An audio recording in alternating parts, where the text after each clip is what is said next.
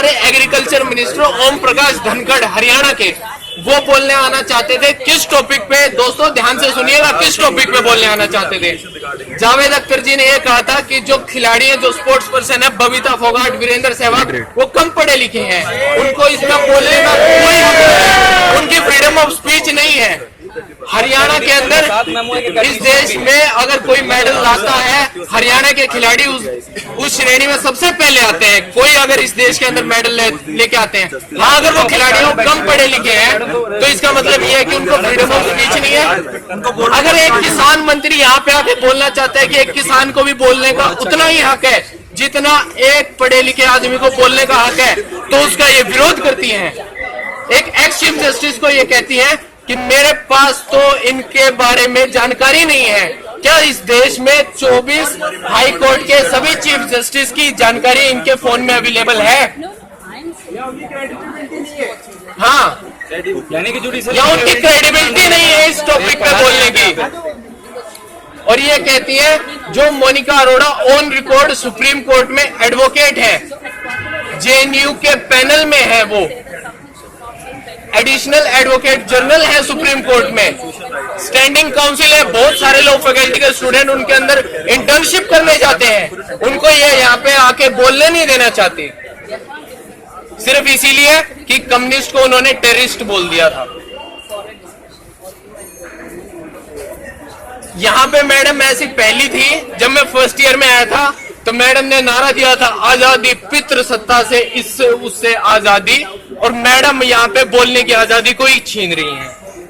जब टीचर थी तो आजादी मांगती थी, जब डीन बन गई आजादी छीन ली।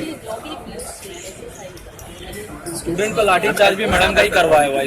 मैडम एंटी नेशनल हो ना हो, एंटी स्टूडेंट थी, हैं और रहेंगे। अभी देखो, अभी आपके सामने प्रोसीजर फॉलो नहीं किया। अगर यही प्रोसीजर हम कहेंगे तो मैडम इसी पैनल को ये कहेंगी कि मुझे ये स्पीकर नहीं पसंद। अगर ये मैडम ये कह दें कि मुझे इन स्पीकर से कोई आपत्ति नहीं है, डिबेट यही खत्म हो जाएगी। बोल दीजिए मैडम, बोल दीजिए, बोल दीजिए मैडम, बोल दीजिए मैडम। नहीं बोल रही है, इसका क्या मतलब आप लोग बताइए भैया, क्या मतलब है इस चीज का? बोल दीजिए। स्टूडेंट खड़े हैं, सामने सारे स्टूडेंट्स खड़े हैं, मुद्दा यही खत्म हो जाएगा अगर मैडम बोलते तो। मैम ये सेम प्रोग्राम रीऑर्गेनाइज करा देते हैं। अब ये प्रोग्राम मैडम बोलते कि मुझे स्पीकर से दिक्कत नहीं है, ये मैडम कह रही है ये दोहरा चरित्र है इनका, ये दोहरा चरित्र है, ये दोहरा चरित्र है। कभी कुछ कहती है, कभी कुछ कहती है। मैडम ये पूरी फैकल्टी आपसे तंग आ चुकी है, पूरी फैकल्टी तंग आ चुकी है। आप मैम प्रोसेस की बात करिए, कोई भी रिटर्न में प्रोसेस नहीं दे रखा। अगर मैम बता दे कि सेमिनार ऑर्गेनाइज कराने का एक रिटर्न में हमारे पास प्रोसेस दे रखा है, वो भी मंगवा दीजिए। वो भी मंगवा दीजिए। प्रोसेस है ही नहीं मैडम, वो कॉन्स्टिट्यूशन मिनिमल पढ़ा दो, बढ़ा दो यहाँ पे। कैसे लाएगा? अरे मैडम बात करिए, कैसे लाएगा? अरे एक मिनट, मैडम कहती है लॉ के हिसाब से चलो, यूनियन के लॉ के हिसाब से चलो, तो मैडम ने यूनियन लॉ पढ़ा ही होगा भैया। तो कहाँ से पढ़ा? वो किताब यहीं पे ला दे। डीन है। मैंने तो नहीं पढ़ा, मैं तो यूनियन रिप्रेजेंटेटिव हूँ नहीं, मैं कॉमन स्टूडेंट हूँ। कॉमन स्टूडेंट के नाते मैंने मूड पर रूम बुक किया था यूनियन। सेम प्रोग्राम रीऑर्गेनाइज कर लेते हैं विद सेमिनार। ये मैडम ये बोलने को तैयार नहीं है कि इनको स्पीकर से कोई दिक्कत नहीं है, ये कह रही है प्रोसेस में डालो, हम देखेंगे। कुछ दिक्कत भी है तो क्या है?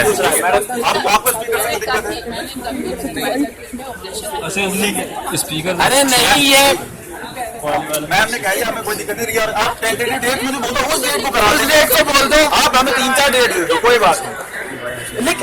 अभी लिख के एप्लीकेशन लेके आओ। दे दूंगा, पहले भी लिख के दी थी तो भी कुछ नहीं हुआ, अभी लिख के दूंगा, फिर आप कंसीडर करोगे उसे। मैंने आपको रिटर्न एप्लीकेशन नहीं,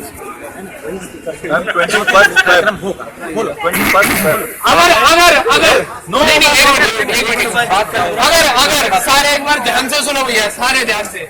अगर मैडम इस सेमिनार की परमिशन नहीं देती है तो मंडे को खुले में फ्रीडम ऑफ स्पीच पे प्रोग्राम कार्यक्रम होगा और सभी स्टूडेंट्स अपने सवाल पूछेंगे। फ्रीडम ऑफ स्पीच होती क्या है? अगली बार पूरी दिल्ली पुलिस को, पूरी यूनिवर्सिटी को ये बता दें फ्रीडम ऑफ स्पीच का मतलब क्या है, तो हम मैडम को एक स्पीकर के तौर पे बुलाने को तैयार है। ये एक्सपोज हो जाएंगे अगर फ्रीडम ऑफ स्पीच पे इन्होंने बात की तो। जैसे जेएनयू गैंग एक्सपोज हुई है फ्रीडम ऑफ स्पीच पे। मैडम टीचर बन के फ्रीडम ऑफ स्पीच मांगती हैं और डीन बन के उसको छीन लेती हैं।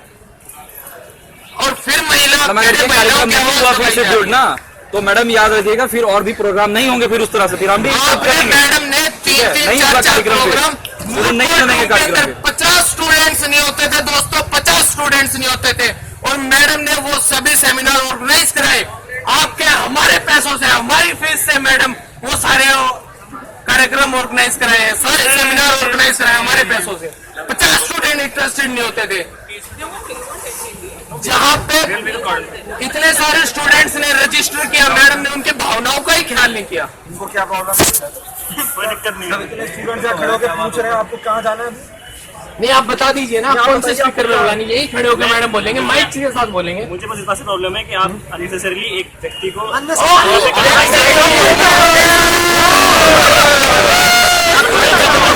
परमिशन लीजिए, चल रहे